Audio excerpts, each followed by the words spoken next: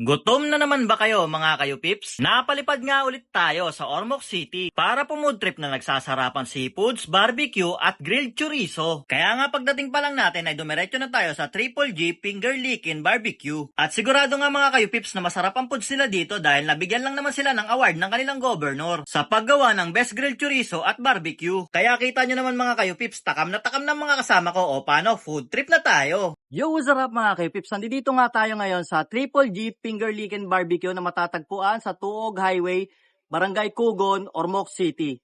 At meron nga sila ditong pinagmamalaki na inihaw na seafoods, tinolang seafoods, barbecue, at yung inihaw na chorizo. So ano pang inihintay nyo mga K-Pips? Hindi natin palalagpasin yan. Tara, samahan nyo ako, titikman natin yan. At yun na nga mga K-Pips, no? Dito na nga tayo para tikman ng kanilang mga foods. Meron nga pala sila ditong puset na nagkakahalaga ng 160 pesos. At meron din sila dito mga kayo pips na tinolang seafoods na meron ng shrimp at itong mga clams. Nagkakahalaga lang to ng 150 pesos. At meron din sila ditong inihaw na chorizo na nagkakahalaga ng 15 pesos per stick. Isa to sa the best nila dito. At nakita nyo nga, meron pa silang certificate doon kanina sa labas. At meron din sila dito mga kayo pips na inihaw na butchi na nagkakahalaga ng 10 pesos. At inihaw na isaw na nagkakahalaga lang din ng 10 pesos. At kung gusto mo naman ng chicken, meron sila dito. Nagkakahalaga lang to ng 50 pesos. Ano? At mga kayo pips, kung gusto nyo nga pala ng rice, nagkakahalaga lang to ng 15 pesos isang piraso. Bali, umorder nga pala tayo dito ng 4 na piraso kasi may mga kasama tayong kakain para matikman din nila kung gaano kasarap ang food trip dito. Tara, food trip na tayo. Ito na mga kayo pips, tikman na natin ang kanilang chorizo na nagkakahalaga ng 15 pesos. Bale, hindi na natin lalagyan ng sausawan to para malaman talaga natin kung anong lasa ng mga foods nila dito. Kamayin na natin. Yun o. Man natin ang ito lang. To.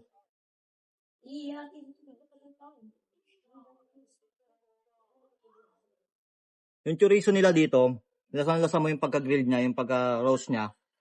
Tapos yung alat niya, tamang-tama, tsaka yung pasok ng sweetness niya, panalo talaga. Panalo to sa rice. Masarap. Sa halaga niya, panalo to. Subukan naman natin tong kanilang yung butchi. Ngayon ko lang na tong butchi na to. Saan kaya gawa to? Bituka kaya to ng mga ano? Ano po ba tong na to?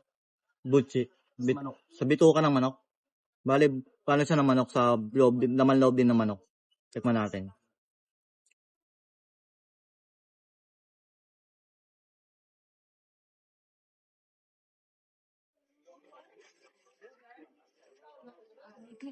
Panalo.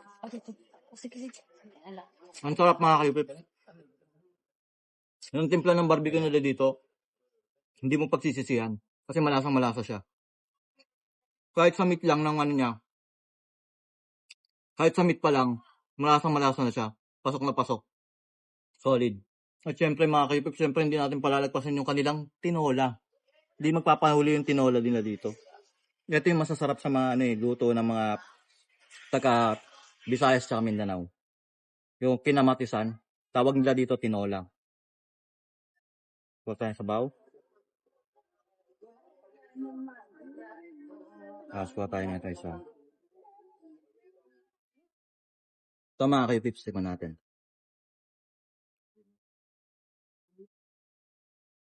Sa kanilang tinola, yung nagpaalat dito sa kanya, yung nagpalasa sa kanya ng alat, yung mismong sabaw, yung niya, yung katas nung clams niya, tapos yung sabaw niya may lasang ngipon talaga. Ang sarap.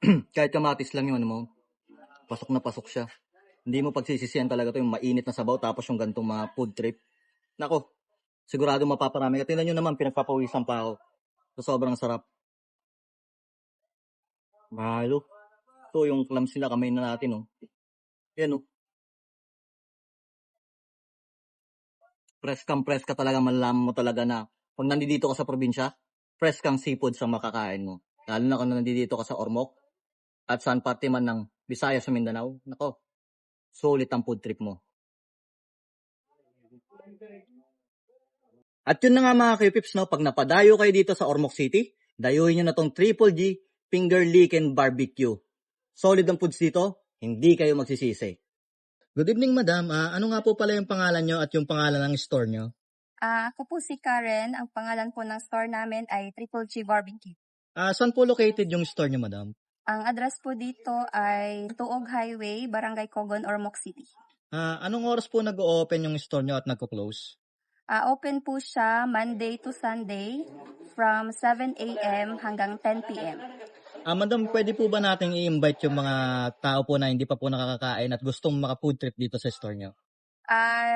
Yung mga hindi pa po nakakapunta dito, pwede po kayong bumisita dito sa store namin para matikman nyo po yung masarap naming barbecue at very affordable pa po yung presyo.